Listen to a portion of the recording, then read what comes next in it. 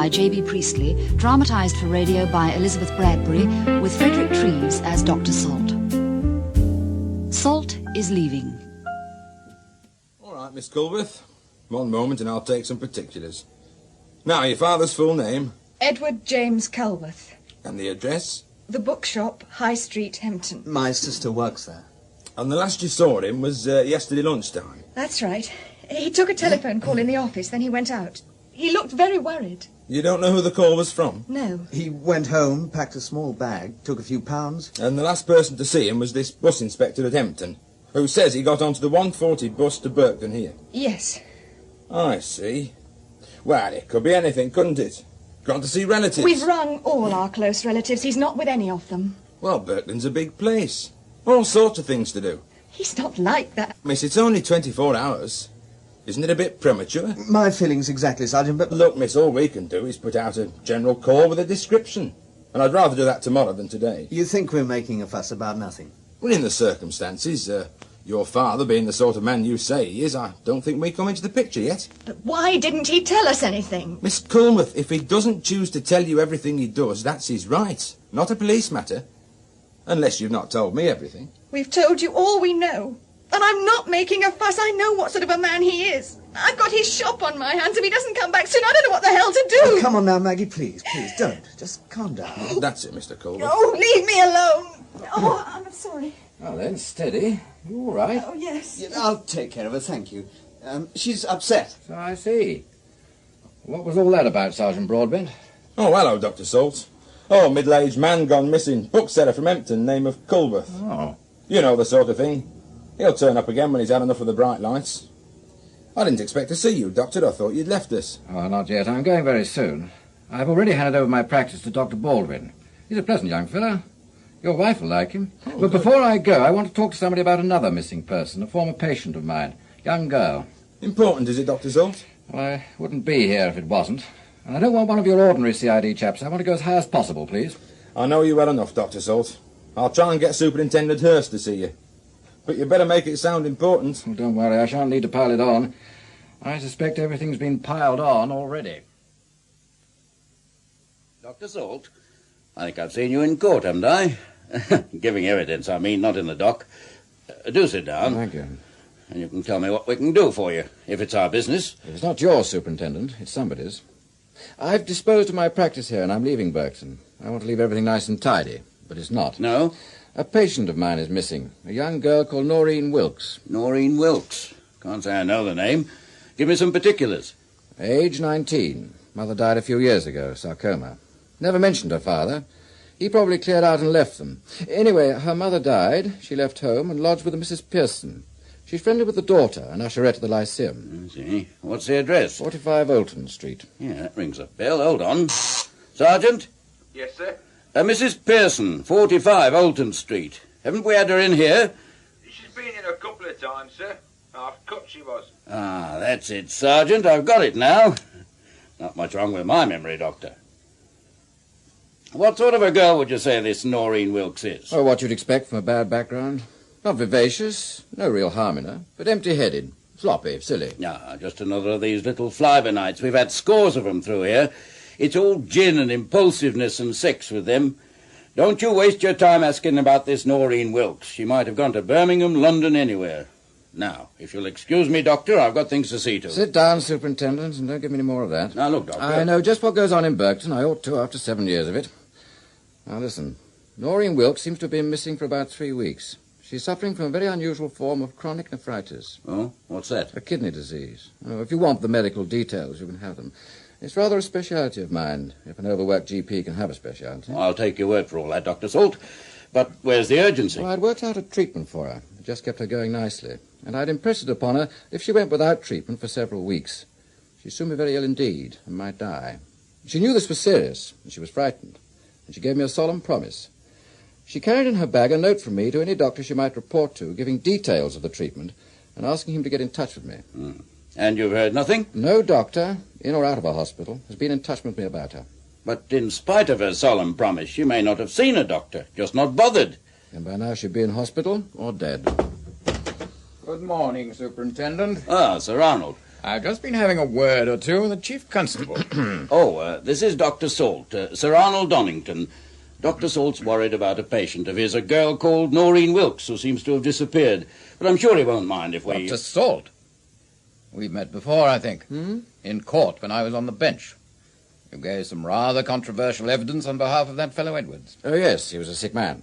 I seem to remember he was given a stiff sentence at the assizes afterwards. And he's still a sick man, probably worse. Well, society has to be protected. Some of it's not worth protecting. No doubt some of it isn't. You should try being an industrialist these days, Dr. Salt. We have to employ about 1,500 women and girls. They come and go as they please, say and do what they like, swear like troopers, or pack up and go if a foreman criticizes their work. No idea of order, responsibility, of trying to earn the wages we have to pay them. Perhaps the young woman you're inquiring about... Noreen Wilkes. Perhaps she was one of them. Yes, she did work at United Fabrics for a time, I believe, Sir Arnold. Oh, please, do talk to the superintendent. I can wait. I shan't be long, and you needn't go. Nothing private about this. It's the old Worsley place, Hurst. You're keeping an eye on it for us. Nothing's happened up there, has it, sir? Not to my knowledge. I haven't been near the place for months. You know, we bought it so we could turn it into an annex to the Fabrics Club. Well, the contractors are making a start very soon now. But over these last few days, I'd like your fellows to keep a particularly sharp eye on the place. Haven't you got your own man up there? What's his name? Corrigan? That's the point, Hurst. He's not working at the moment. As soon as the contractors start, they'll put in their own night watchman. There's nothing inside worth stealing, but there's lead on the roof. That's what the villains like, Sir Arnold. Well, we don't want to lose it now. So tell your fellows to chase anyone out of the grounds. A dog would be useful. Well, I'm afraid we couldn't justify that, sir. No. We people who keep the town going mustn't ask too much, must we? Oh, well, keep an eye on the place the next few days. That's all I ask. We'll do that, Sir Arnold. Excellent. Dr. Salt, I hope you'll find your patient, Dora Jilks. Noreen Wilkes. Good day to you both. Good day, sir. The Mr. Big of Berkton. Chairman, United Anglo-Belgian Fabrics. Chairman, Berkton Telegraph Publishing Company. Senior magistrate, other things too. Oh, Mr. Very Big of Berkton. Sir Arnold can be stiff and sharp, but he's a fine man. I don't know anybody who's done more to make Berkton what it is today. No doubt, but what's that? Well, don't tell me I've spent too much time at the wrong end of it. Actually, Donnington didn't strike me as being stiff and sharp. In fact, he was extremely nervous. Well, it's not a month since he lost his only son. The Chief Constable says it's hit him very hard. When a man's son commits suicide... Dr. Salt, the verdict was accidental death, and it's not going to be anything else in this office. I know he was cleaning a gun at 5 a.m, but it's still accidental death here. Now, have you got anything more to say to me about this girl? She hasn't reported for treatment anywhere. She isn't in any hospital. And if she left Berkton, nobody seems to know when or how, and nobody cares. Now, where is she? You could begin by making a few inquiries. We'll do that, of course. And we can do it better than you, Dr. Salt. We don't encourage amateur investigations. Oh, I've never fancied myself as a detective. Oh, glad to hear you say that, sir. I just had a feeling you might. I have a feeling, too. A gloomy hunch. I can't help believing that Noreen Wilkes never left Berkton. And if she didn't, I think she's dead. Ticket, please. Hello, Peggy Pearson. Dr. Salt! Are you coming in? Everyone seems to like it this week. I want to talk to you, Peggy. Oh, it's awkward here. I know, but it's important. Oh, I'll bet it's about Noreen. Well, you stand by me while I take the tickets. You were a friend of hers. She stayed at your house. Oh, that was Mum. She wanted a lodger. Funny thing, we were great friends before, but then when she come to live with us, I hardly saw her. I was up when she was asleep, then she'd be out when I went to bed. She's not been working lately, been going to posh parties. Can I have your ticket, please? Yeah. Room up on the right. Charlotte. She'd come here and talk sometimes, in the cafe. When did you talk to her last? Try and remember. Sometime in the second week of September. The last time she came to my surgery was the morning of September the 12th. That's it, Mum's birthday. That night she went out and never came back. Oh. It was the day before she come here for the last time. Very excited, she had to talk to somebody. If you want to know where she is, Dr. Salt, I think I can tell you. Go on, Peggy. Well, she told me one of these posh party boys from the Fabrics Club she'd been around with was taking her to the south of France. After that, she thought he'd marry her. Mad about her, she said he was. Wouldn't tell me his name. I'm not part of all that. But if you want to know where she is, I think she's in the south of France, on a beach, drinking martinis. No, Peggy, she isn't. Well, how do you know that? She hadn't a passport. I signed her application form for one on the morning of the 12th. Oh, I expect she went to London with this chap and got it there. She could have, Peggy, but I don't think she did. This Fabrics Club, is that where she used to go with her boyfriend? I think so. But they went somewhere else as well. She was sleeping with him, I know that much. And I'll tell you something else, Doctor. Mm-hmm. She always said these party boys would never see 50 again, dirty old men. But this one was young, not much older than her. Money there too, she said. But that's Noreen. Not much sense, but lucky. Lucky all the while. I don't think so, Peggy. Only part of the way. Is there anything else you can tell me? No. Nothing that has anything to do with this, anyway. You're quite sure, Peggy? Yes, quite sure. Well, thank you, Peggy. I'm going to have a talk with your mother. South of France, that's where she'll be. Can I have your tickets? There's 4 down on the front on the left. It's all questions, isn't it? I had one of them plainclothes sergeants here this afternoon, taking an interest. About time. Well, I think you can say I started that, Mrs. Pearson. What did you tell him? Oh, what I told them before. They weren't interested then. Though, I admit, when I went to the station, I'd had a drink or two. No, I told this sergeant she'd gone out that evening, the 12th. I remember because it was my birthday. Oh, she was looking very smart. I'll say that for her. Yes, but you expected her back. Well, of course. She wouldn't have left Birkton without coming back for some of her things. Not even if he was going to buy her some clothes, whoever he was. I don't care what a girl is and what she's up to, she doesn't walk out and leave everything. Well, this, for instance. A teddy bear? Noreen told me she'd had it ever since she was 2. She'd never stir without it. Oh, Doctor, what's happened to her? I know Peggy thinks she's in France with her chap, but I don't. I just don't. 3 weeks and never a word. Where is she? I don't know, Mrs. Pearson, but I'm going to find out, and I'm not leaving Birkton until I do.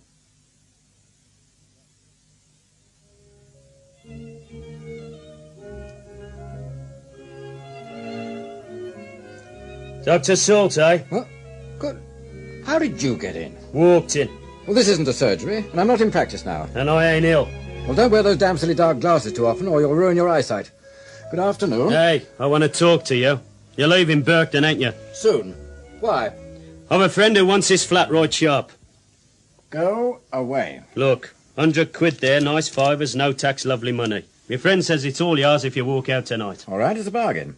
I'll leave here tonight, and your friend books me a suite for a few days at the Queen's Hotel. Oh, no, that's out. I thought so. Now put your money away. You think you're being clever, Dr. Salt, but you're not. You're being stupid.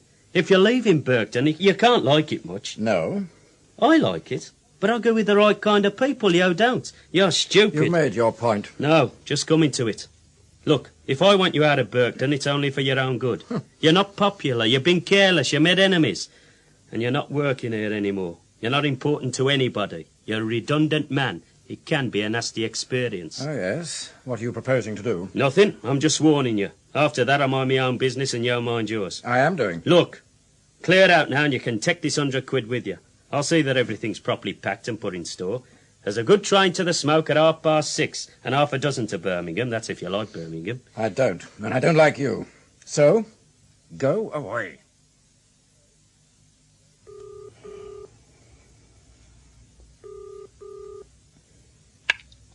Hello, Alan Culworth. Oh, sorry to disturb you, Alan. Were you teaching? No, it's all right. What's up, Maggie? There's a letter in today's post for Father. The address is just Mr. Culworth, Bookshop, Hempton. Huh? And it's got Lyceum Cinema, Birkton on the envelope. Well, have you opened it? Yes, I'll read it to you. Dear Mr. Culworth, Dr. Salt came here to ask me about Noreen, and from what he said, I think I was wrong when I told you about her. And now there is trouble, so look out. But I'm in a hurry to write this, so can't explain. Yours truly, Peggy Pearson. Who's Peggy Pearson? I don't know, but it mentions trouble, Alan. Father's obviously involved in some way. Yeah, well, it must have been written by someone who works at the Lyceum. I can't imagine Dad knowing anyone there. Look, he must have gone to Birkton and talked to this Peggy about the girl called Noreen, and it must have been on Monday. Have you called the police? No. Alan, I think we ought to go to Burton and find out who these people are. Well, I can't. I'm teaching all afternoon.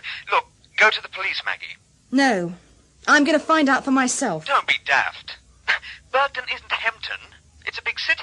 I'm the girl who used to work in London, remember? I'll manage, Alan. Peggy Pearson? Yes, she's one of our usherettes. I'd like to speak to her. So would I. But I'm afraid you can't. She's not here. Where is she? I don't know. But we did have a bit of trouble yesterday. I don't want it to go any further, but some tough knocked her down. She was very shaken. Why? How did it happen? Oh, I don't know. I expect he was trying to get in without a ticket. A lot of yobs in Burton these days, and we get them. It wasn't someone she knew. Well, she wouldn't say much about him. I wanted to call the police, but she wouldn't hear of it. Got quite hysterical. I sent her home by taxi, but I've not heard a word since. I'm sorry, dear, she's not here. While I was out last night, her ladyship comes back from work, packs her suitcase, and leaves a note to say she's gone to Birmingham. I know no more than that. You say your father's missing? Yes, that's why I need to find her, Mrs. Pearson. Oh, well, I don't think she'd be with him. A man old enough to be her father. No, I didn't mean that. I thought... No, I think she went to get away from some trouble. Does the name Noreen mean anything to you? You don't know? Of course I don't know. I just know that if I can't find Peggy, I ought to talk to Noreen. You can't. She's been missing for the last 3 weeks. Oh, no, are you sure? Of course I am. She had a room here. She walked out one night and never came back. Dr. Salt knows all about it. He was Noreen's doctor. Ours as well. Then I'll go and see Dr. Salt. And if somebody tells me he's missing, I'll start screaming. I really am sorry to bother you, Dr. Salt, but I tried to find Peggy Pearson. She wasn't at the Lyceum. Apparently she rushed off to Birmingham last night. Away from the trouble she mentions in his letter. Does any of this make any sense to you? Yes, most of it. Thank goodness. I can't tell you how your father comes to be involved, but you realise the central figure here is Noreen Wilkes. She isn't to me. I only care about my father. Well, that's natural, isn't it? Oh, certainly. But it may not be good enough. It's possible you may have to take an interest in Noreen Wilkes. You think my father came to Burton to ask about her? Oh, we know he did. I seem to be missing. We might say Peggy Pearson is missing, too. And Noreen has been missing for the last 3 weeks. Too many people missing, don't you think, Miss Culworth? I do. And you better call me Maggie. Oh, certainly. Maggie. Now, could you explain about this Noreen Wilkes? Sorry. But first, can you drink China tea without milk and sugar? I've only just made it. I'd love some. Oh, there you are. What a beautiful bowl. Chinese too, isn't it? Yes, I worked in the East until about 7 years ago. Went to Hong Kong right after I graduated. Then North Borneo, Penang, and Singapore. Oh. Let me move a few more books so that you can put it down. This must have been a charming room before you began pulling yourself out of it. Can't help feeling that a woman must have had a hand in it originally. My wife. She died 3 years ago, leukemia. I'm sorry. Do you like Burton, Maggie? Oh, I hardly know it. But I don't find it interesting. I spent 5 years in London, then I came back to Hempton. Still small and attractive in spots. That's just it. I can take Hempton, I can take London, but not a town like this. Too big and yet not big enough. Well, I imagine you don't care for it much. You're leaving. Well, I was all right when there were two of us, but now, well, I've got rid of my practice and I'd like to get out as soon as I can. But I'm not going until I know what happened to Noreen Wilkes. Was she somebody rather special for you, Dr. Salt? Not a person, no, not at all. But she was important to me as a patient because she was suffering from a type of kidney disease I'm particularly interested in. I had hit on a treatment that was keeping her going nicely. If she missed it for a couple of weeks, she'd soon run into a screaming hypertension, and after that, she'd be fighting for her life. And she's been missing now for 3 weeks. I see. So what do you think? Well, I could be wrong, but I think she's dead. Have some more tea, Maggie. Thank you. Who do you have with you at home? My mother. I'm not going to tell her any of this. My brother Alan, several years older than me, not married, and lectures in physics at the university. Clever? Very clever in some ways. Idiotic in others. But I'll tell him everything. He might be a great help. Would you like to leave it to him? No. Look, Maggie, you still have a choice. Either go home now and try to forget about Noreen Wilkes and me, or help me to find out what happened to her in the hope you might discover where your father is. I could do with some help. Then that's settled. Not quite. We may have to take the lid off Berkton. What we find inside might not be pleasant. Might even be dangerous. Oh, really? Oh, yes, really. I've got to go and see a man. If you're going to help, you might learn something by coming with me. Hello, Buzzy. Let me introduce Miss Maggie Culworth, Mr. Buzzy Duffield. Oh, pleased to meet you, Miss Culworth. It's a great pleasure. It's a privilege. Now, Doctor, it's a treat to see you. It's lovely, it's lovely. Now, let me get you a drink, Miss Culworth. Thank you. Gin and tonic, please. A little whiskey for you, Doc? Yes, please. Now, it's 5-1. He's never told you what he done for my brother, Miss Culworth. Saved him when he was at death's doors. You know, Dr. Salt here could make rings round the lot if he wanted to. I'm sure he could, Mr. Duffield. Call him Buzzy. Oh, you do that, Miss Culworth. Now, they tell me you're packing it in, Doc. A lot of people going to be sorry. Oh, a few, only a few, Buzzy. Yeah, you're dead right, of course. Most of them wouldn't notice if a wooden dummy was taking the temperatures. They're only wooden dummies themselves. Cheers. Cheers. Cheers. Buzzy, why do you have this window thing here along your office wall? Oh, that's so I can see what's happening in the club. The dance floor's down there, you see. Any trouble, I can spot it. All right, Winston boy, what do you want? It's Charlie, Mr. Duffield, on the blower from Northampton. Do you put him through? No. What's he want? He's got 85 transistors. They're jack jobs. He'll take 14 each, he says. Not from we, he won't. Winston boy, they must be hotter than a baker's flu. Tell Charlie not to be ruddy stupid. Yes, Mr. Duffield. Hey, what about that one, I ask you? Winston Sandby. Born in our finest hour. So now, Doc, what's worrying you? Or is it Miss Culworth? Well, it may be both of us, Buzzy. First of all, do you know an unpleasant young man with reddish hair, dark glasses and a leather jacket who thinks he's an American gangster? I do. Ross. Come from Coventry, worked for me for a few weeks, but he got some wrong ideas. Proper villain. Been inside. Not giving you any trouble, is he, Doc? Well, he might. Well, now, look. I've got some hard boys working for me that could take him apart for a light workout. Oh, hark at me, Miss Culworth. You'd think it was Chicago or Detroit and young Winston out there was cleaning a Tommy gun. Me talking like that. Born and bred here in Berkton. Things have changed, all right.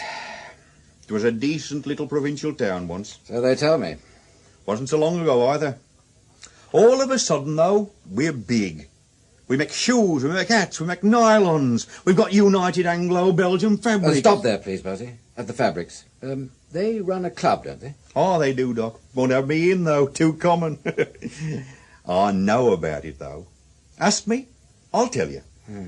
Young girls from the town go there sometimes, don't they? Oh, that's right. Party girls, these kids are. They feed them to the Belgian directors and the big buyers from the States and South America. Buzzy, I met Sir Arnold Donnington yesterday morning. Oh, I didn't like him, but I can't see him attending these parties. What, him? He wouldn't admit they existed. He fines school kids £2 for necking. Oh, he's a blue nose if there ever was one. Yes, yet he's the big boss at United Fabrics. Oh, but the old Dolce Vita up there at the Fabrics Club is run by the sales director, Tommy Linsdale. Oh, I see. Likes the gay life, Tommy does. I know him. Used to bet with me now and then. Him and his fancy piece, they run the parties, you know. She finds the girls. He brought her here one night, slumming. A classy, handsome piece. And about as soft and tender as a sheet of high-duty alloy. Jill something her name was. Jill Frinton. I know her. She comes in. To the bookshop? Yes, for novels in foreign languages. For the buyers, I suppose. My brother thinks she's fabulous. But why the Fabrics Club, Doc? If you're thinking of living it up before you leave Berkton, you can have anything you want here. Buzzy's is all yours. Oh, thanks, Buzzy, but I like a quiet life. Now, I'm asking questions because a young patient of mine is missing, Noreen Wilkes. She's not been heard of since September the 12th, and I think she went to a party at the Fabrics Club that night. Noreen Wilkes? Yeah. I'll ask around. Some of my boys and girls might know something. Thanks, Buzzy. Who do you think could be paying Russ? Anybody who wouldn't want him to sweat for his money. Otherwise, you've got me. But Winston will ask around. It might get rough in a day or two. If it does, Doc, let me know. If Ross or anybody promises you trouble, tell him from me to expect a punch-up. But it ain't likely, is it? Just what I was going to ask. Oh, it's extremely likely. Somebody wants me to clear out of Berkton. Somebody doesn't want any questions about Noreen Wilkes. I'm serious, Buzzy. I might have to ask you for a little protection. Then you've got it, Doc. But watch it. Berkton isn't a very nice town anymore. What's your next move? Oh, I thought we might pay a call at the Fabrics Club. Do you know who runs it? Oh, I do. A right dance called Donald Dews. On the company pay sheet as assistant personnel officer. They get away with murder, these big combines. He looks and sounds like a powder-puff twerp, but don't kid yourself. Don't kid yourself. He's as wired and crafty as they come. Now, I know, because a barman up there, Tony, used to work for me, and he's been back once or twice for a natter. Anything else, Buzzy? Oh, yes. Tony said there was a real hard case round there, a Yankee, on the admin side, but kept an eye on the club. Half a minute. Ericsson, that's it. Oh, thanks, Buzzy. Well, Miss Culworth, pleased to have met you. Hope you find your father. You've got the right man to help you. Dr. Salt, do you mind explaining exactly what connection you see between my father and this patient of yours? Alan, there's no need. Perhaps it's coincidence, but listen to this. Noreen Wilkes left her lodging on the evening of September the 12th, dressed for a party. She's not been heard of since. Early on the morning of the 13th, Derek Donnington, only son of Sir Arnold Donnington, head of United Anglo-Belgian Fabrics, shot himself. That might be a coincidence. It might be another coincidence when your father arrives on Monday, asks about Noreen and disappears. Yes, but It might be another that the cinema usherette he talked to cleared out in a panic last night. It might be another that a young man who tried to hustle him out of Berkton also visited the cinema. Well, I don't know what happens in physics, Culworth, but in medicine we don't like as many coincidences as that. No, Finally, while I don't suppose anything serious has happened to your father, I think Noreen Wilkes is dead. Isn't that going much too far? Possibly. Perhaps Noreen and your father are laughing their heads off somewhere. I'm sure that isn't true. So am I. I'm going to ask a few questions at the Fabrics Club. You're welcome to come with me. We might all find something out. What happens when we get there? I do the talking. Good evening, sir. Good evening. Quiet tonight? Oh, it's early. Member? My name's Salt, Dr. Salt. Oh, yes. Are you Tony? No, Tony's left. Oh, what a pity. Most people don't think so. I took his place. Oh, I don't really know Tony. He was mentioned to me by a friend. Well, I can't serve you a drink unless you're a member. Well, I don't want a drink. Well, what do you want? Are these two with you? Yes, they're friends of mine, Miss Culworth and Dr. Culworth from university. They're waiting for me. You see, I'd like to speak to the manager. Mr. Dews, isn't he? Does he know you? No, hardly anybody knows me. I doubt if he'll see you. Well, one of us could try, if he's here. Oh, he's here. In his office. Well, perhaps if I knocked and asked nicely, Mr. Dews would... He wouldn't like it. Oh, you're lucky. He's just coming out. Mr. Dews. Yes? This is Dr. Salt. He'd like a word with you. Well, if you want to see me, here I am. Shall we sit down, or do you prefer to stand? But why don't we have a drink? Well, I'm not a member. Well, we do have to be strict, but I do run the club, and now you're my guest. Obviously, I'm not alone. This is Miss Maggie Culworth, and this is Dr. Alan Culworth of the University of Hamptonshire. They live in Hempton, and believe it or not, they're trying to find their father, Mr. Edward Culworth. Really? Ought there to? I mean, is there something wrong with him? Oh, look, do sit down. At least we can have a quick little drink. Miss Culworth? Oh, gin and tonic, please. Scotch and water, please. Same for me. You heard that, George? Yes, sir. And the usual for me, Campari and vodka. Have you ever tried it? I could never live up to it. Now you're being satirical, Dr. Salt. But don't you like our bar, Mr. Culworth? It's delightful. We think so. And you should have seen it when I first took over 3 years ago. Like a miner's canteen. I nearly went out of my tiny mind. Oh, thank you, George. Well, cheers, dears. Cheers. Well, now, what can I do for you, Dr. Salt? Do you want to become a member? We do have 2 doctor members, but they're connected with the works. Oh, who are they? Dr. Bennett, you must know him. Oh, yes, one of Berkton's bastions. And the other? Dr. Lemmert. He's fairly new, quite young. Yes, I've met him once or twice. Well, now, I must tell you, and I know it's all very tedious and tiresome, that to join the club, you have to be proposed and seconded by 2 senior United Fabrics people.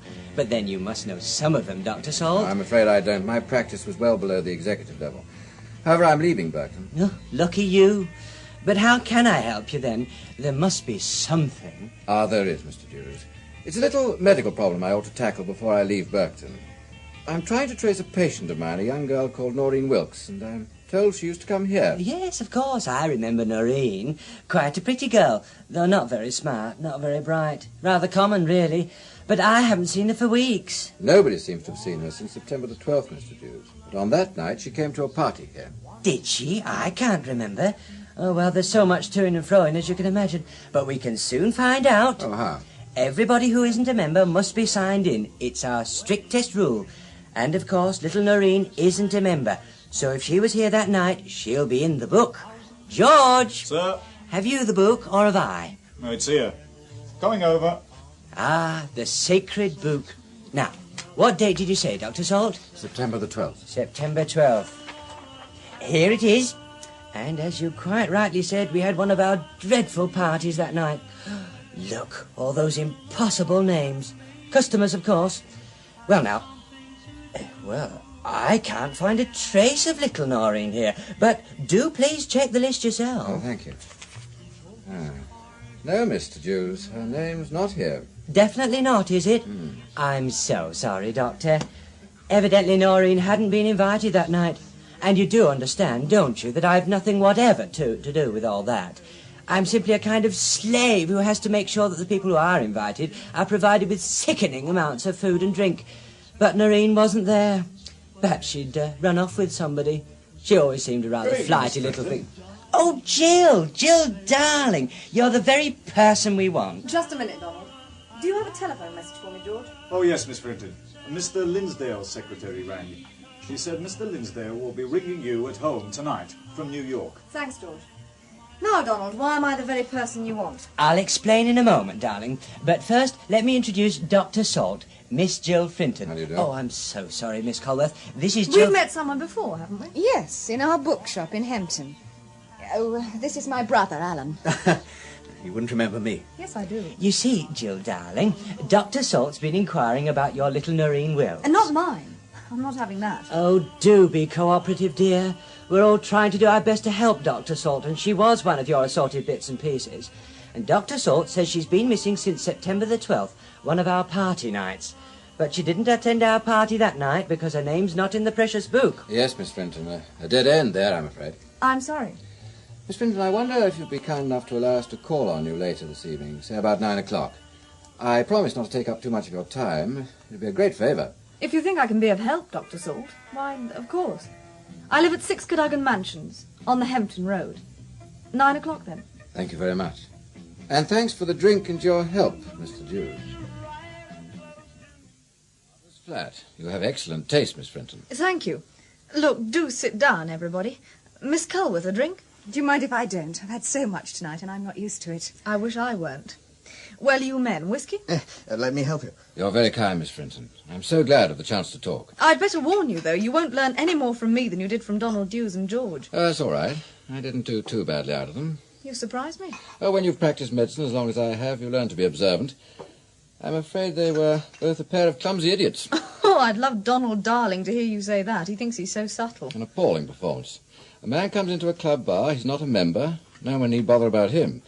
He inquires about a young girl, also not a member, a casual guest, and instead of saying, we don't know, we don't care, they serve drinks, produce the club book, and fall over themselves to be helpful. Why? I suppose when you think about it... It was a performance, Maggie, and it was terrible. Such clumsy liars. Now, let's see what really happened tonight in that bar. As soon as I said who I was, the barman had something to do. He had to press a bell with his foot.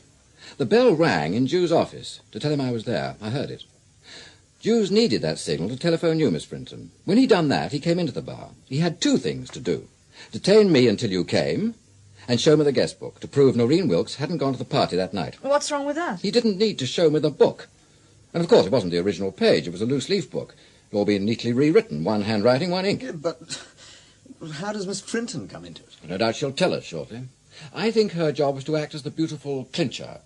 If I seemed doubtful, it was her turn. Perhaps she'd invite me back here, encourage me to talk. That's her job. And that'd be the end of the salt nuisance. I've been a bit stupid about you, Salt. You're not the only one, are you, dear? Why did you introduce us so laboriously? I want to see how they'd react. You see, I think your father went there too on Monday.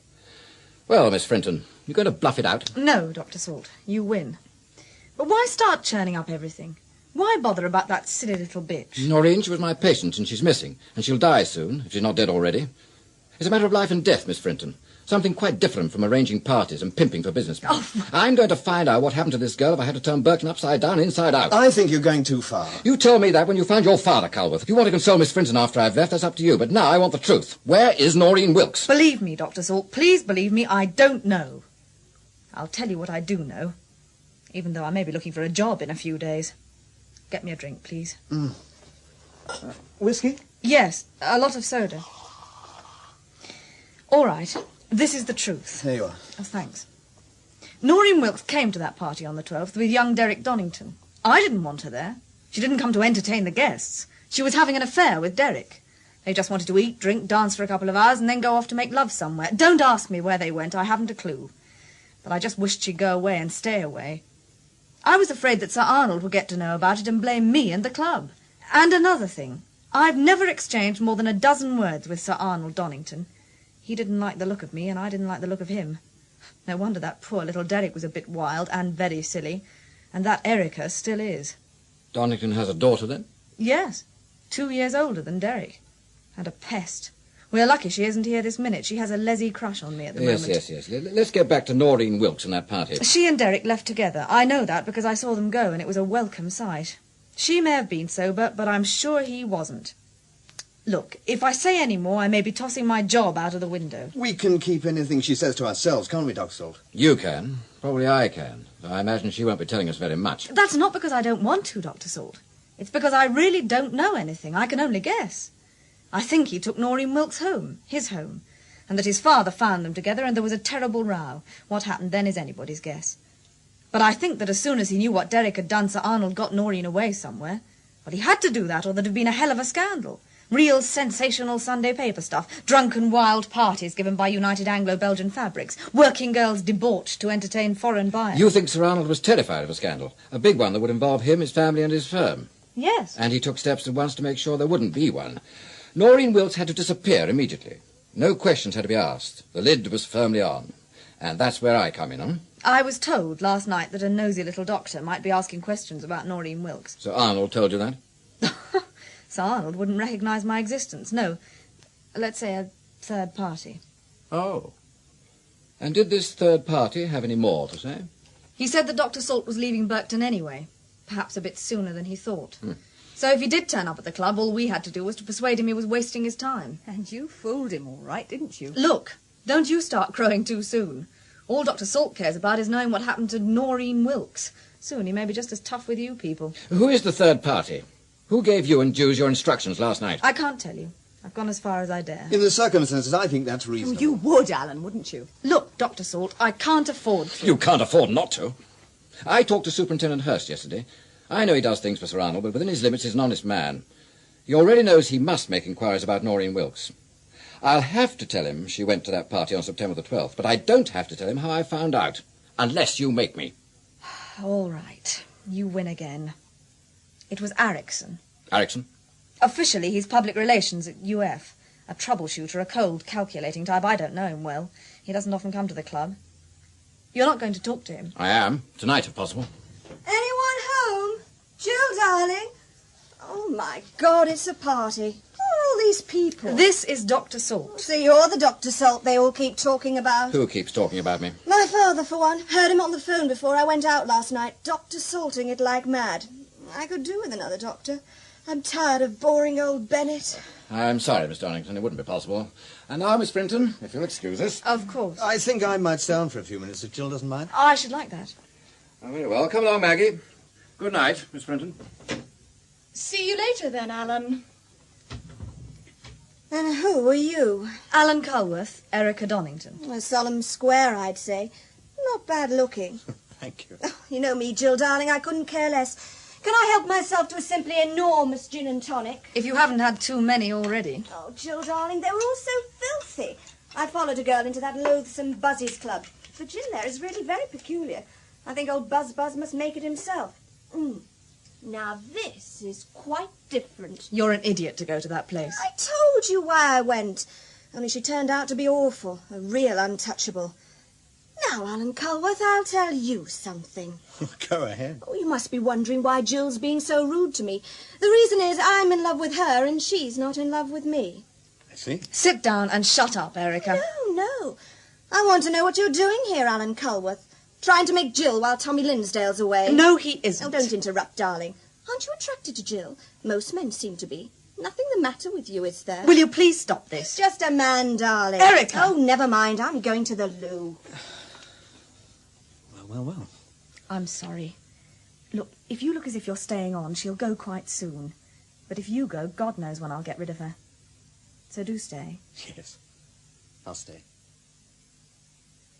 Dr. Salt, Miss Culworth, what can I do for you? Mr. Erickson, where is Noreen Wilkes? I haven't the slightest idea. You know who she is? Oh, yes. I've seen her several times at the Fabrics Club. Do you know she hasn't been seen or heard of since she attended that party of yours on September the 12th? Oh, not my party.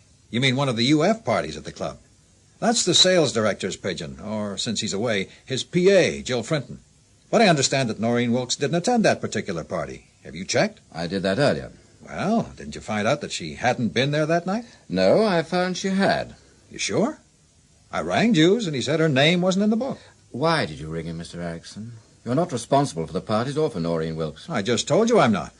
Then why suddenly ring up Jews to ask if she was there at a party 3 weeks ago? Oh, there's no mystery about that, Dr. Salt. It was a Fabrics Club party, and after all, I am in charge of UF Public Relations. I also happen to be very conscientious, all right? I'm afraid not, no. On September the 12th, a girl goes or doesn't go to a party. Where do public relations come in? Now you're forcing my hand, aren't you, Dr. Salt? I don't understand your interest in this, Miss Culworth. We don't know where my father is either, Mr. Erickson. Dr. Salt thinks he might have called at your Fabrics Club on Monday, just as we did tonight. I mean, to ask about Noreen Wilkes. Well, I'm sorry, but all this is quite new to me. I know nothing about your father or anybody called Culworth. I do honestly assure you. Oh, I believe you. But what's in the hand I'm forcing? What have Noreen and that party to do with your public relations? Okay, Dr. Salt. That party on September 12th was no ordinary club party. And for one very good reason. That was the night young Derek Donnington had an accident cleaning a gun. Accident? All right, he shot himself. But don't try saying that in public or you'll run straight into trouble. Now, I work for Sir Arnold and I want to keep my job. The only son he had blew his brains out that night and he's jammed the lid on it. Well, I don't blame him and neither should you. I'm not blaming anybody, Mr. Erickson. I'm merely asking one question. What became of Noreen Wilkes? I don't know. And to tell you the truth, I don't care. Whatever arrangements Sir Arnold made, probably for her to clear out immediately, he didn't bring me into it. Now, I admit that's unusual. It's part of my job to attend to things for him, but, well, that's how it was. And I'm ready to swear any sort of oath you want that I know no more than you do about Noreen Wilkes. All right. I believe you. Do you believe him, Maggie? I don't want to, but I'm afraid I do. Quite so. Just another question or two, Mr. Erickson. Now, I don't see Donnington asking our friend Donald Jews to fake his book. No, Dr. Salt. I did. I thought you did. But why? I'd had my orders to discourage you. I know that. But I still ask, why? Oh, come off it, man. I've explained what happened that night. The boy's suicide was wrapped up and put away. Now, the last thing Sir Arnold wants is somebody like you going to the police and then around the town asking questions. And, of course, I agree with him. No questions, no scandal. You've missed my point. I know that you and Donnington are afraid of scandal, though I'm neither a reporter nor a policeman. But what is this scandal you're afraid of? Don't ask me. I've told you all I know. You mean I should ask Donnington? Don't be ridiculous. He wouldn't listen to you. He wouldn't even admit his son died from anything but an accident. He'd threaten you with an action for slander. Maggie, we ought to go. Right. Mr. Erickson, thank you for seeing us. I can't pretend to know what you're talking about. You seem to be protecting yourselves against a scandal that isn't there. You mustn't let something out, although there isn't anything. You're helping Donnington to keep the lid firmly down on nothing. Well, I'll try to accept all that, though it may take some doing. If you'll just ask Donnington one question on my behalf. Just this. Where is Noreen Wilkes? Good night.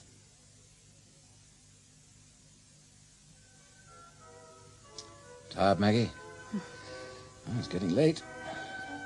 I'll get you some tea. Salt, what made you suspect my father went to the Fabrics Club? Did you see the reaction of the barman and Jews when I so carefully mentioned you, Culworth? The barman went blank on it. Jews, who thinks he's a smart liar, thought he'd be cheeky with it. Really?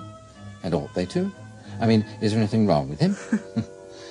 It's all good for a giggle with the barman when we're gone.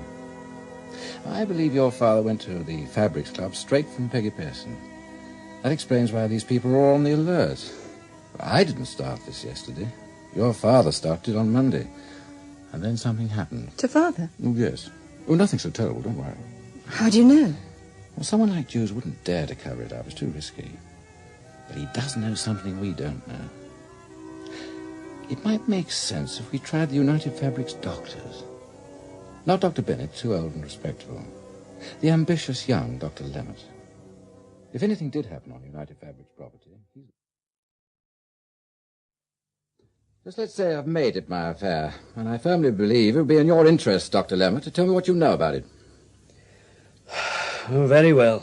He met with an accident, not far from the Fabrics Club, in the grounds of that large old empty house. The old Worsley place? Yes. Some concussion. I didn't like his heart. And as soon as he was conscious, he was obviously under great emotional strain. Complete rest, sedation, of course. But no ambulance. I've checked with the ambulance service. It saved time to make use of one of the company's vans. It saved something, but not time. Where did you take him? Where he's been having the best possible care. Well, I didn't think he was tied up in a cellar, but I do want to know where he is. He's under proper medical care, Dr. Salt.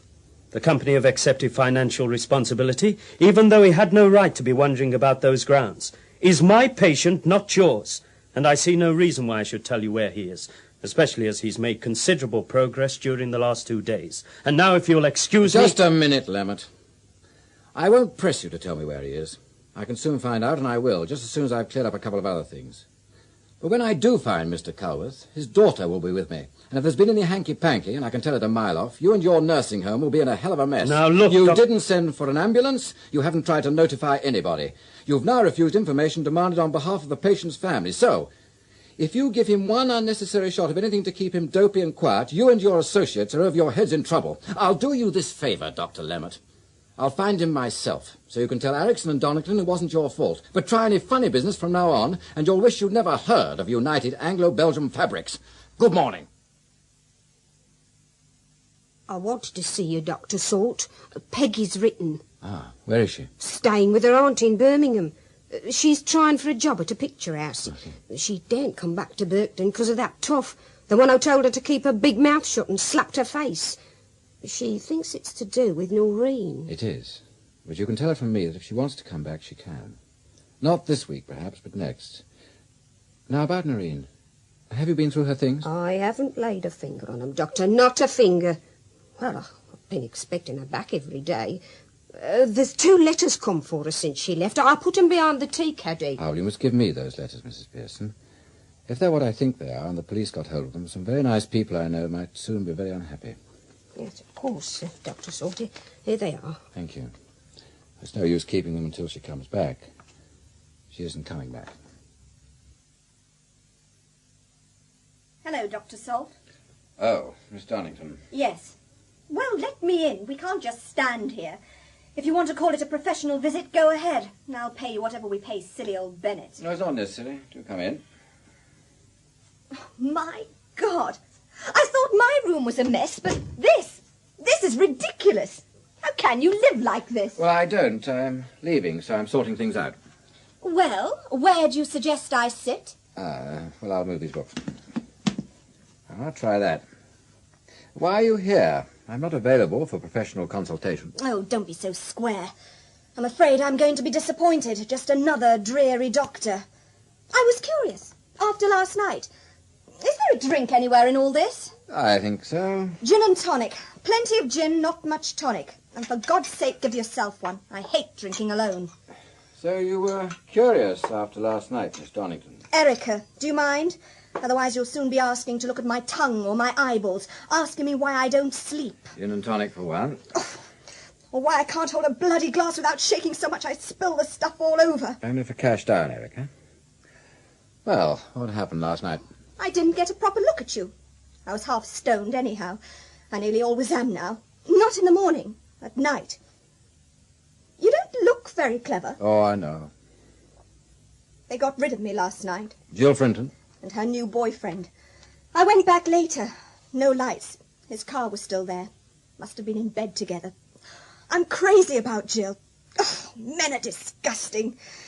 I got into the car and went screaming around the countryside, doing 90 most of the time.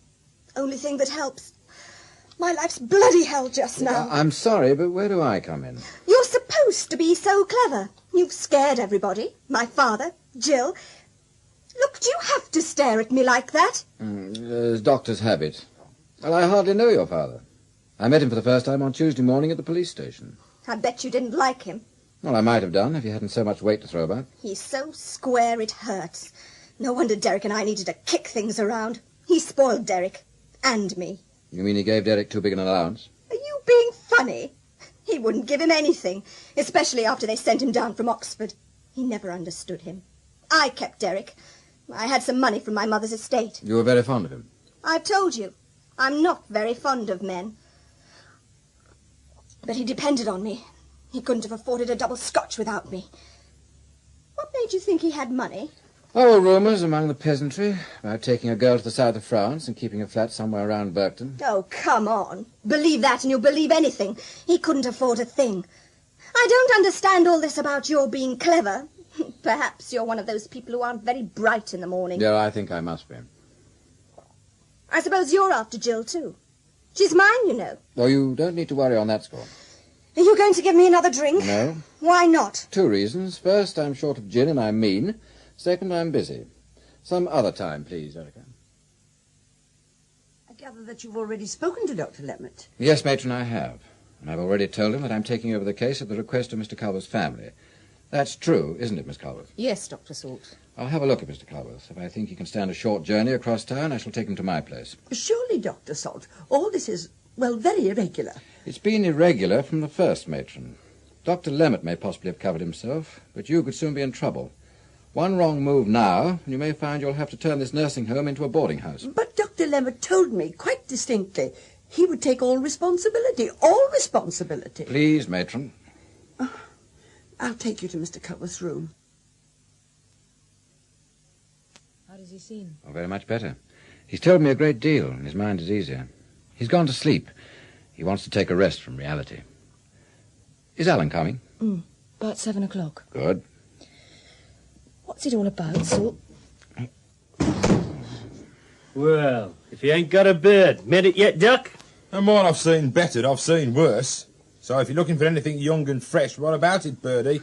Dr. Salt will never be any good to you.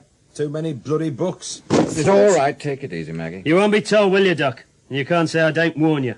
Remember, you're redundant now, so you can be roughed up a bit. I don't think you'll do anything to me, Russ. I'm afraid we'll have to. We don't like your attitude. You see, Duck, you wouldn't leave Berkton when you're told. If I were you, honey, I'd take off. Oh, Russ, don't I have any playtime? She isn't going, but you are. For 2 reasons. Ah, shove your reasons. Let's shut him up. Go on, Duck. 2 reasons. Yes, the first is I have an appointment here with Superintendent Hurst at 5 o'clock. And it's a minute or 2 past 5 now. Well, that's your story. Anything else? Oh, come on, Russ. Let's get stuck into him. The other reason is this. Now, what's that, a water pistol? Don't try to scare us with toy guns. It might look like a water pistol. In point of fact, it's filled with telluric acid. What's that? It not only burns the skin, but also stains what's left of it a dark purple. Go on, now, get you him. two can obviously overpower me. But one of you, the first man, will have a face like a squashed black grape. You have your dark glasses, Russ, some protection. So if anybody's going to risk it, then it ought to be you. He could be bluffing. OK, Russ, have a go and see. Even with the glasses, Russ, your cheeks, nose, mouth, especially the mouth, will be badly burned. Who said it'd be dead easy? I'm afraid he's wrong. The deal's off, Russ. You stop and play with him, not me. Come in, Superintendent. Sorry I'm late, Dr. Salt. Hello. Who are this lot? Callers. Invited ones. You look like villains to me. We're not doing anything, Super. Honest. Are you charging him, Dr. Salt? No.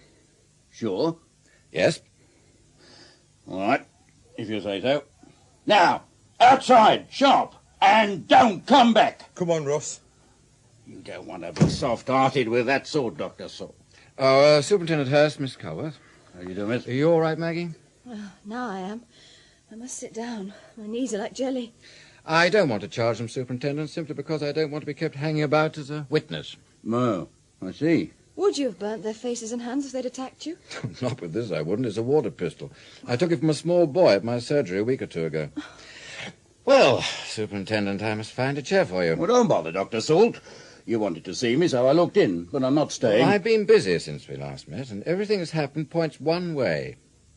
I'm certain now that Noreen Wilkes never left Berkton, that she's dead, and that her death was no accident. No, Dr. Salt. I told you to leave it to us, didn't I? If you've been busy trying to find out about this Noreen Wilkes, then I'm afraid you've been wasting your time. I'm on my way to Comden Bridge to follow a lead there. Oh, I wish you'd listen to what I have to say. I'm trying to save your breath, Doctor, and your face. Will you be here for the next hour or two? Yes. Right. As soon as I have the information I need, I'll come back and tell you what happened to Noreen Wilkes. And don't bother, I can let myself out.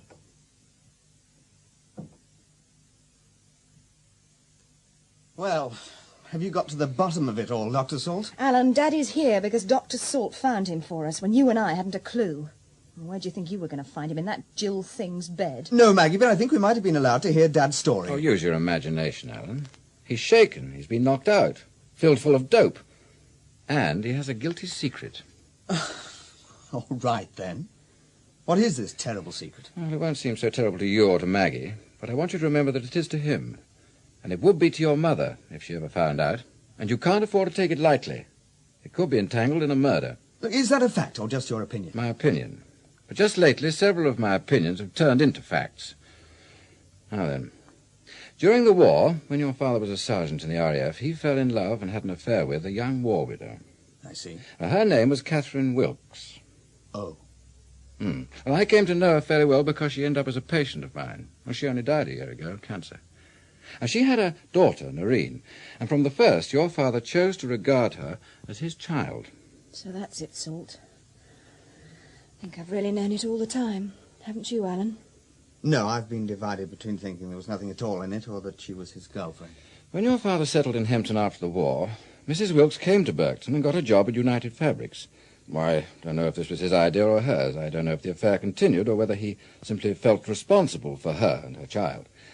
Anyway, he gave her her regular allowance. That's why he was so worried about money. When she died, and Noreen was on her own, he felt even more responsible. Well, he could have just stopped seeing her.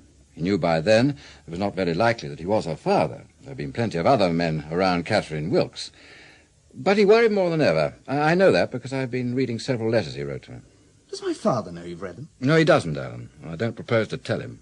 And if you ask me, I think you've been nosy and officious. Well, I'm sorry you think that. Look, I'm not interested in your father's private life.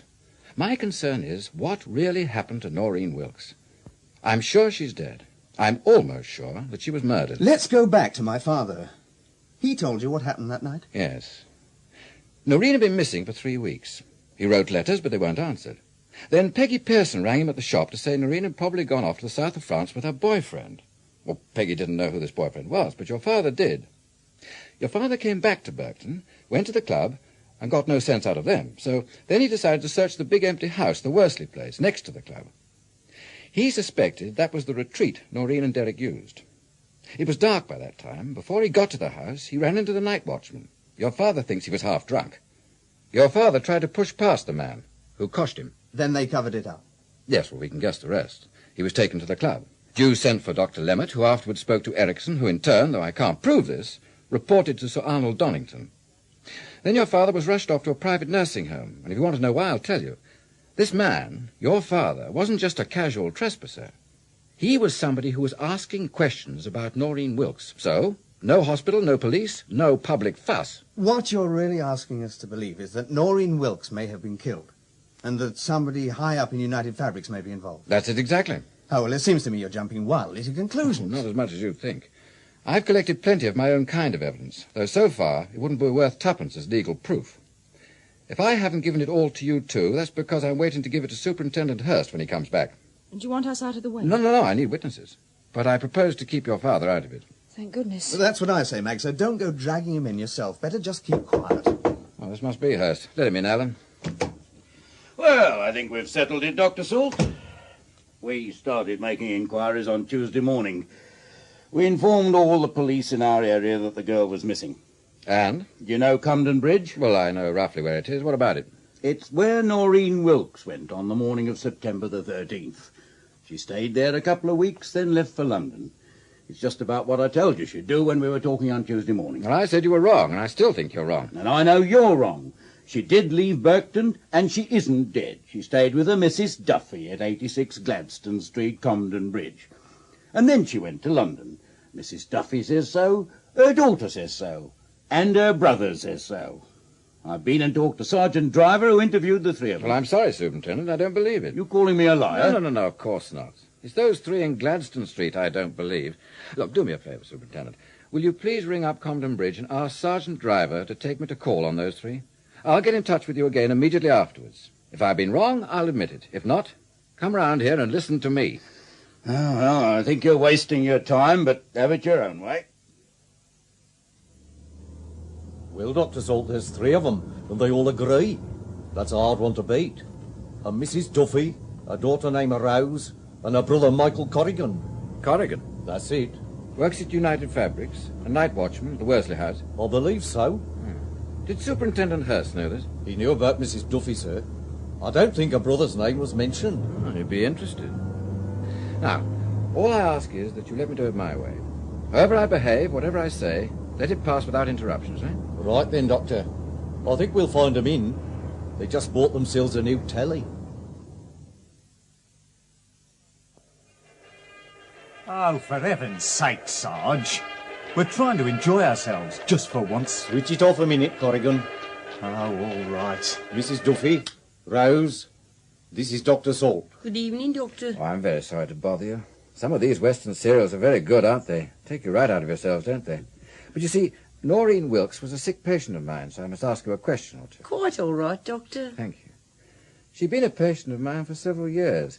Even insisted on giving me this photograph of herself. Oh. Signing it, too, like a film star. Not so grand, of course. You see, yours gratefully, Noreen. Unusual, but very nice of her, I thought. Yeah, it's good. It's very good. The spit image, I'd say. The spit image. No. It's a nice photo, but it doesn't do her justice.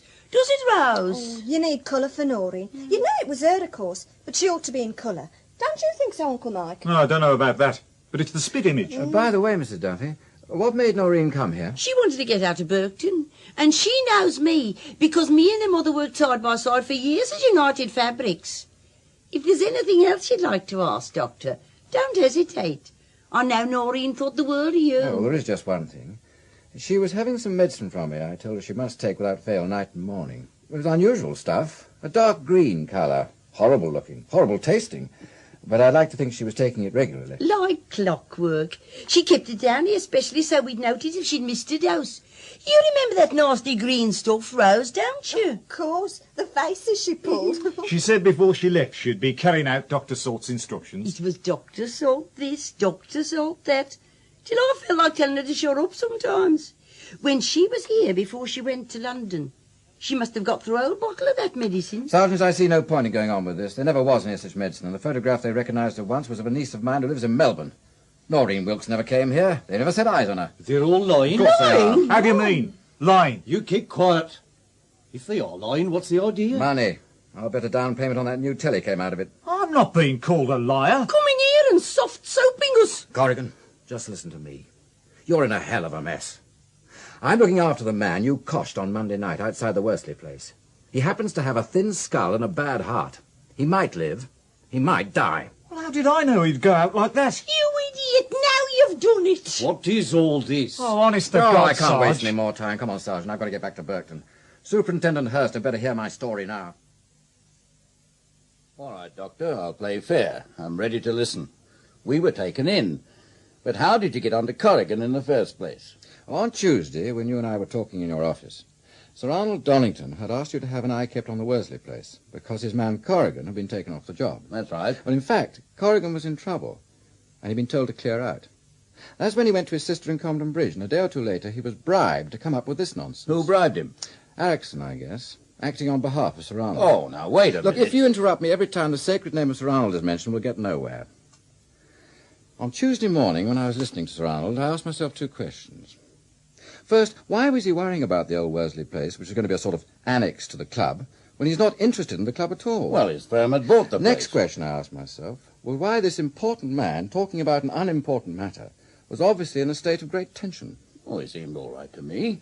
Bit high and mighty as usual, that's all. Well, he has high blood pressure, I imagine, and he suffers from hypertension. He was doing his damnedest to appear casual, but his eyes and hands were all wrong. So I asked myself, why was he feeling so excited? And I came up with two answers. First, he was making himself talk about the Worsley place. Second, he was talking about it in front of me. Now, Doctor, Sir Arnold hardly knew you from Adam. Oh, yes, he did. You're forgetting that you just introduced me as a doctor making inquiries about a patient called Noreen Wilkes. Yeah. When he insisted on telling you he hadn't been near the Worsley place for months, I sensed he'd not only been near it, but inside it, quite recently. But why should he lie about it? Noreen and Derek Donnington weren't just messing about. I read some of his letters to her. They were in love, and busy making love, as you can imagine. I couldn't at one time. There's nothing in that line I can't imagine now. Straight to bed these days. And they had to have somewhere to go. And you think it was the Worsley house? Exactly. Now, Noreen was never seen again after she left that party with Derek on the night of September the 12th.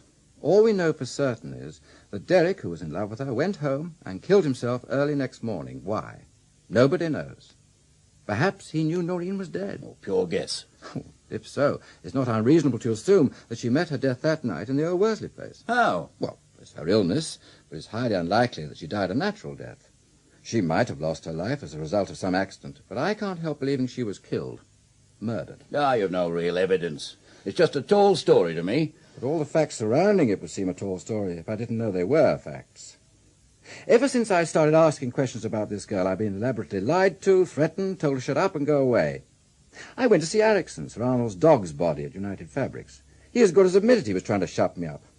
Not because he knew anything about Noreen, but because Sir Arnold was afraid of a scandal in which his son will be involved. I can understand that, can't you? No, I can't. You're seeing it like Erickson. You're accepting the scandal excuse because you refuse to take a long, close look at it. If Noreen simply cleared out that night, there's no scandal. If she didn't, then there's something terribly wrong that has to be uncovered. No, Dr. Salt, that doesn't follow.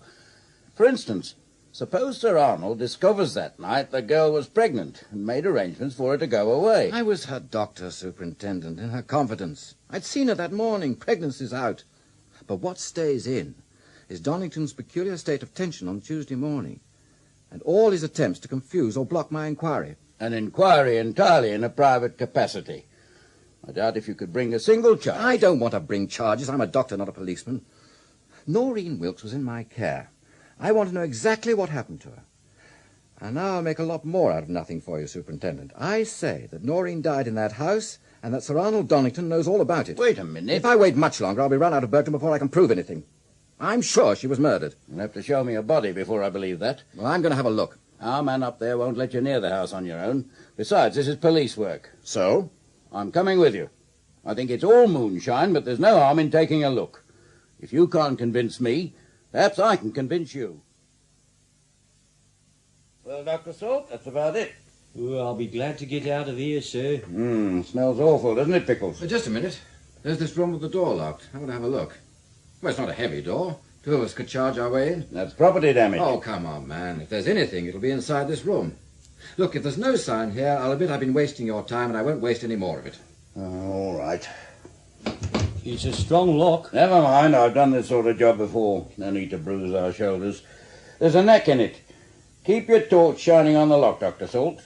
I think a good size 12 shoe will do it. Right! That's done it, sir. Now, what have we got here? A bed of sorts, a couple of old blankets, a chair, a bit of mirror on it. Face powder's been spilt. Smells funny, but it does nowadays. Well, you're right up to a point. There's your love nest. Well, what about these trunks piled against the wall? Think there's a body in one of them, Doctor? All right. Leave it to Pickles and me. Take that top trunk down, Pickles, and open the other two. You can shine your torch, Doctor. It's all the help we need from you. Nothing in here, sir. Only newspapers and bits of rubbish. No sign of another trunk murder, eh, Doctor? Might as well put 'em back, Pickles. Well, just a minute. Look at these two odd lengths of wallpaper. The same as what's already on the wall, Could sir. you shine your torches where I've got mine? Thanks. What is it? This piece of wallpaper looks new to me. Might be, yes. And somebody's cleaned the floor thoroughly before pulling that trunk over it. It's a possibility. There's only a thin board here. Could be cardboard. Either of you got a good strong knife? Here you are, sir. Thanks. Yes. Can't mistake that smell. It's a corpse, all right. What's left of it. All right, Pickles, get to the nearest phone, sharp as you can. Tell Sergeant Broadbent that we found a body here. Yes, sir. Now then, this is for the police, Doctor, now. So that I can't stop you having a look. Is it Noreen Wilkes? No. It's a lump of putrefying meat. But when it wasn't, it belonged to Noreen Wilkes. Your man will give you all the details, but I can tell you this. It was a nasty kind of murder. Lots of hate in it. Madness, perhaps. I admit it. You were clever working it out. Seems pretty clear now, doesn't it? What's clear, Superintendent? Oh, it was Derek Donnington. He brought her here, then they had a quarrel. He did her in, put the body where we found it, went home and shot himself. That's a queer program, that, isn't it? Why spend 2 or 3 hours hiding a body, even repapering a wall in the middle of the night, if you're going home to shoot yourself? Oh, he was going to brazen it out, then changed his mind. They often do. I have several other questions harder to answer than that one. And if you've any sense, Dr. Salt, you'll keep them to yourself. You wanted to know what happened to your patient. Now you've found out. I'll admit it was a brilliant piece of work. A lot of guessing of a sort we're not encouraged to indulge in, but very clever. But now, just go away and forget it. Tell me why, Superintendent. Right, I will. In strictest confidence, whatever you may read in the papers, this case is closed here and now. Mm-hmm.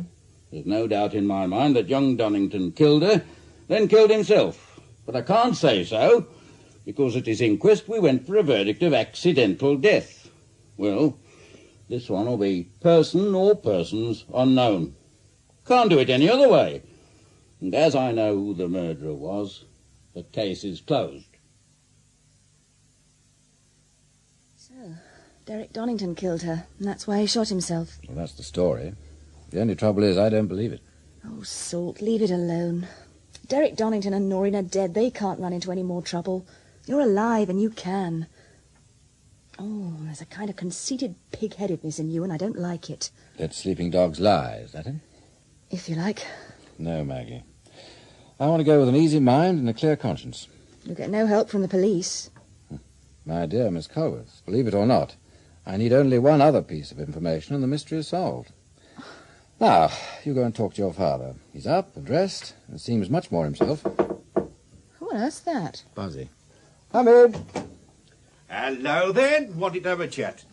Thought I'd drop round in the new rolls.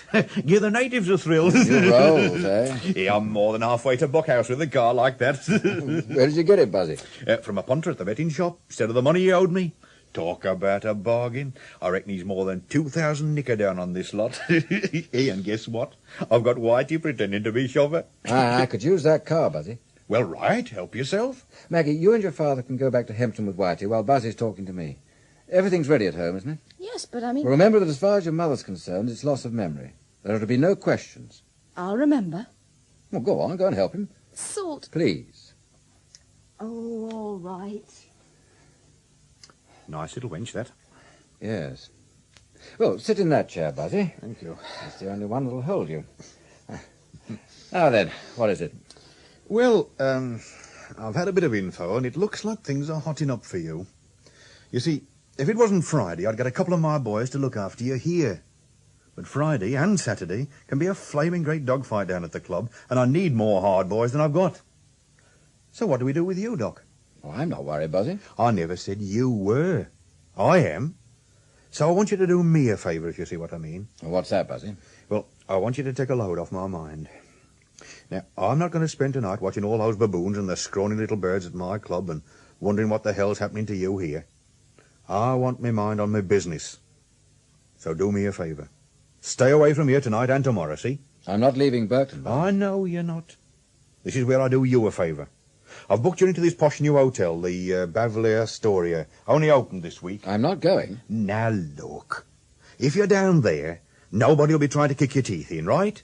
That sort of thing doesn't happen among the top people. And you're in a suite, not just a bedroom. A suite on the 10th floor. I can't afford it. Neither can you. Me? I could afford to take the whole bloody floor if I wanted to. Oh, all right, Buzzy. It's very kind of you to have taken so much trouble. Though I doubt if it's my kind of hotel.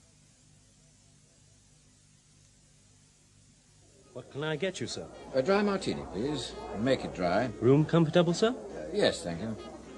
Salt, there you are. Oh, Maggie, how'd you get here? I was worried about you. Buzzy told me where to find you. Trendsetter's paradise. Is your father all right? Yes. And Mother's not questioning him or reproaching him. Good. Look who's here. Where? There, with a man. It's Excuse me a moment, Maggie. Oh, darling, get me another drink, will you? Yes, all right, darling. Miss Donnington, isn't it? I thought I recognized your voice. Dr. Salt, remember? Oh, yes. Have we met? I seem to know your face. No, I don't think so. I can't imagine why we should have done. My name's Walsham. He's really telling you to go away, aren't you, darling? Yes. Of course. I'm intruding. Excuse me. Yes, sir? You've Mr. Walsham staying here. What's his room number? He's a friend, and I'm staying here myself, room 1012. Mr. Walsham's in 806. Shall I tell him you inquired? No. Let me surprise him. His coffee's good. Almost as good as you get in France. Yes, it's certainly a lot better than the rest of the meal. You'll be there in a few days. In France? Well, that's where you said you were going. Le Dordogne. Only briefly. There's a man I want to see in Barcelona and another in Zurich. They specialize in certain kidney diseases. I want to see what they're doing. It's not my idea of a holiday. The Dordogne, marvellous, but why let the kidneys take over? Well, given the right time and place, I could keep you enthralled by my story of the kidney, its disasters and triumphs, its hopes and fears. But not here, not now. What's the time? Just after 11. So, we go to work. Oh, Salt. Now listen. This is what I want you to do.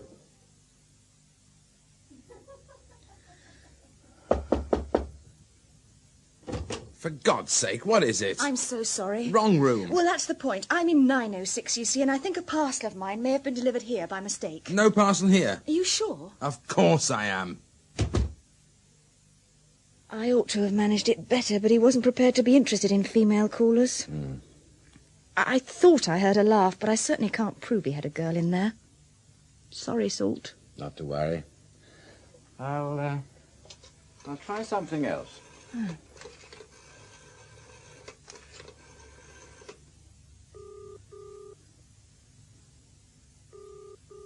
What in hell do you want? Can't we get any bloody peace? That's all. I can run you home now, Maggie. Do you mean you've finished now? For tonight. I don't want you to go, but I think it might be wise. Because I now believe I know who killed Noreen. And why. Is she still down there, Buzzy? Yes, but not on the floor, though. My boys have got it taped. They've switched the coloured lights on. Very pretty. Oh, we got everything here. Mr. Duffield? And who are you? Why, it's our Mr. Erickson. Now, look, just a minute. I mean, this isn't a reception. This is my private office. Look, if you want me to apologize, Mr. Duffield, I apologize. Sir Arnold Donnington asked me to find his daughter Erica and take her home. I've been inquiring all over Berkton. Now I understand she's here. Oh, she's here, all right. Saturday night with the riff-raff. Half stoned, too. A flaming pest, your Miss Erica is. If I bar her, I'll run into trouble. If I let her carry on like this, I'll run into trouble. Yeah, I can't win with this lot. But she's down here somewhere, huh? In the ladies, I'm told. Close to passing out. Buzzy, I think I better take a look at that girl, and fast.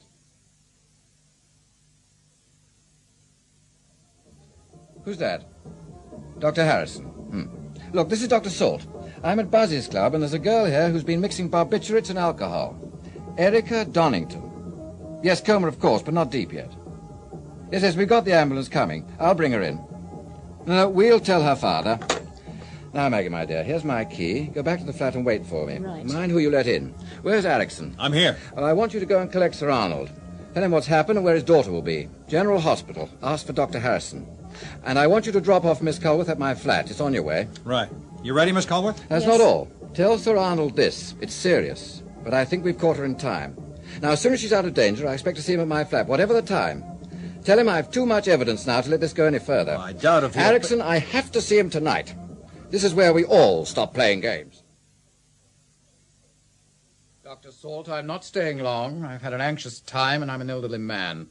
I came here only because I owe you something. Dr. Harrison said my daughter could have lost her life if you hadn't been so prompt. Nothing was said about all your friends being here. Not all. There are a few others elsewhere. But let me introduce Miss Frinton, Miss Culworth, and Dr. Culworth. Miss Frinton's one of your employees. Culworth is the name of the man your caretaker knocked out on Monday night. So you might say they're all in the picture. Well, Dr. Salt, I can only give you a few minutes. What do you want? I want you to drop that tone, Sir Arnold. Come down a few pegs. I'm afraid that doesn't mean anything to me, Dr. Salt. I see. You're staying on that lofty height, are you? Well, you'll have to come down from it sooner or later, and staying up there only increases the tension. Well, look at your hands, man. Oh, that's right. Put them away in your pockets. But something else gives you away, something you can't control. A visible pulse. I noticed it when I saw you in Superintendent Hurst's office the other morning. High tension. I knew then that Noreen Wilkes was important to you. Rubbish. I never knew the girl. And if that's all you have to You're say... running your own lie detector, you know, Sir Arnold. Every time you speak, your blood contradicts you. You'll have to do something about that blood pressure. I have quite a competent doctor. He's never suggested a second opinion, and if he did, it wouldn't be yours, Dr. Salt. Well, hypertension's never been one of my special studies. Though I worry about how far it might affect the eyesight of an elderly man. What do you mean? You had to be very careful that night, September the 12th, when Noreen Wilkes was murdered. I think you were careful, but your eyesight was at fault. You see, there were 2 bits of evidence up in that attic room you overlooked. I have them, at least, I had them. But now they're in a little packet I sent to a colleague of mine, together with an account of what I really think happened that night. He's not in Berkton, by the way, so you can't get at him. And if he doesn't hear from me during the next 24 hours, I've asked him to open the packet and contact Scotland Yard. I don't know what you're talking about. About the possible effect on eyesight of a state of hypertension. Take another example. I'm sure you tried to be very careful matching that wallpaper exactly. Yet I saw at once that it didn't match. That's a lie. It matched exactly. Now you've done it, haven't you? So you were in that room, covering the cavity in the wall where the body was hidden. And don't tell me now you were doing it for your son. I'd be too ashamed to listen. Don't imagine you're making any sense, Dr. Salt. Oh, drop it, man. Your son didn't kill that girl. He was in love with her. And he was your son. And now he's dead. Do we have to pretend that he was a homicidal sex maniac to keep you safe?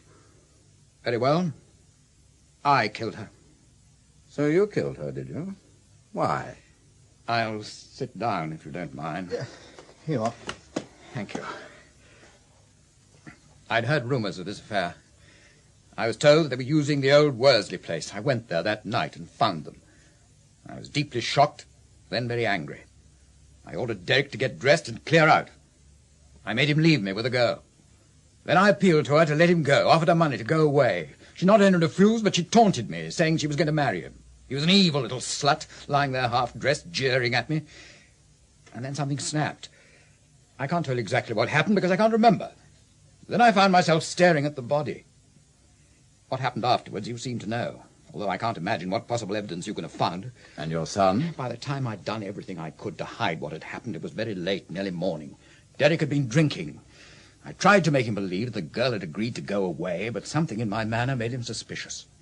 Finally, he forced it out of me. He rushed out of the room before I could find him or stop him. He shot himself. Now you know the truth, all of you. And I believe you. And so do I. No, we're miles from the truth yet. Let's have a drink. Sir Arnold, some whiskey? Thank you. I need a drink. A stiff one? Neat, perhaps? You really are the most extraordinary man, Dr. Salt. You begin talking about drinks just when I think you'll call for the police. I have nothing to do with the police. I'm a doctor, not a detective. Yes, but... If the police don't come into it, what's the point of all this? I'll tell you 2 points. First, the discovery of the truth. What did happen to Noreen Wilkes? The second point is, having discovered the truth, to decide the best thing to do. What about those bits of evidence you said you'd sent to a colleague? If you were bluffing, Dr. Salt, you'd never prove a thing, you know. I'll just keep on saying I did it. But you did, didn't you? Of course he didn't. Then who did? It was you, Sir Arnold, who hid the body after your son came home and told you what had happened. But it was Erica who did the strangling and mutilating. Huh? But why? She was insane with jealousy. She and her brother were very close. There might have been an incestuous relationship, and it was probably to cover this that she pretended to be a lesbian. Oh, it was just talk. Late last night, she was with a man in a room at the Beverly Astoria. Room 806. Well, she must have followed her brother that night, somehow got rid of him, probably told him you were looking for him, and then started a violent quarrel with Noreen. She blacked out, Salt. She never knew she'd done it. She thought she'd dreamt it. When Derek realized what had happened, he shot himself. What was I to do? What you did was wrong, even for Erica. Well, how can you be sure she won't black out again? I know, Salt. What are you going to do now? I'll get you off the hook. No police, no trials, no scandals. Now I know the truth, I'll take the risk of burying it. But you'll have to submit to 2 conditions. What are they? First, Erica. She's just as sick as if she'd had typhoid. But if she can be cured, and I think she can, I can send you to the man who might do it. Take her to him as soon as she's ready to leave hospital. Stay by her. See her as often as you can. And that brings me to the second condition. What is it? Everywhere I've gone this week, I've been told that without you, Berkton would fall to pieces. That's not true. But there's been far too much Sir Arnold, Donnington and Berkton. Every time I've turned a corner, I've run into something you owned or controlled. It's bad for Berkton, it's bad for you. You'll have to get out. I can't accept that, of course. You're taking too much on yourself, Salt. If you can't let Berkton go, I'll bring it down on top of you. Don't forget, 4 of us know what happened. If you still want to be Mr. Big, then you're going to be Mr. Big who hit a body and said nothing about a murder. Maggie, get the police. No. No, stop. If I have to stay near my daughter, then I can start easing out. You'll get your way, Salt. I'm assuming, of course, that you'll all keep quiet. I can promise you that. Then I'll say good night. I finished my whiskey. Yes, but you can have mine. I don't want it. You know, Dr. Salt, there have been times this week when I thought you were just fooling around. Now I know how wrong I was. By the way, what was that evidence you had against Donnington and his daughter? I hadn't any. Whole bluff. And knowing something about people. I see. Come on, Alan, time for us to go. Maggie, can we give you a lift? Don't be so insensitive. Come on. Maggie, how would you like a holiday? I wish you'd explain to me how you worked everything out. I'll do that, Maggie, my love, one night after a good dinner, somewhere in the Dordogne. And we'll sit down over a cognac, and I'll tell you.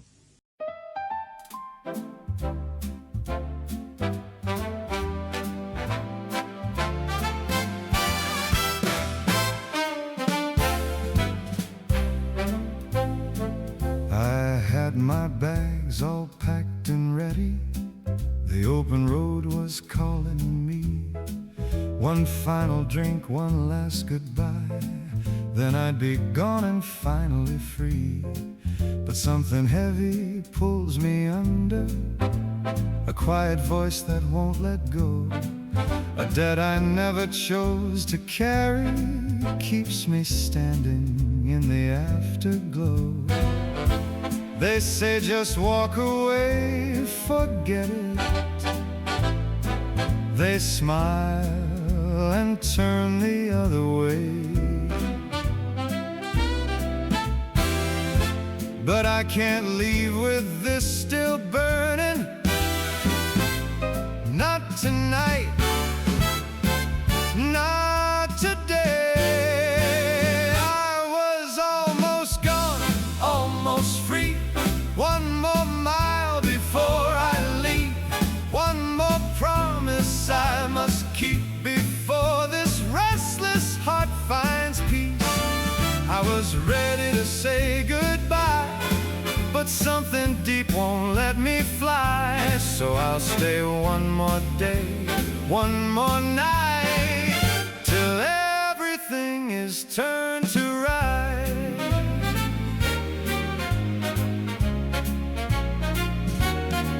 The higher-ups all play their music. They dance while shadows hide the truth. They whisper, mind your own damn business, but silence cuts me like a tooth. I never asked to be the hero. I never wanted center stage. But when the weak ones need a fighter, I find I just can't walk away. I was almost gone, almost free. One more mile before I leave. One more promise I must keep before this restless heart finds peace. I was ready to say goodbye, but something deep won't let me fly. So I'll stay one more day, one more night, till everything is turned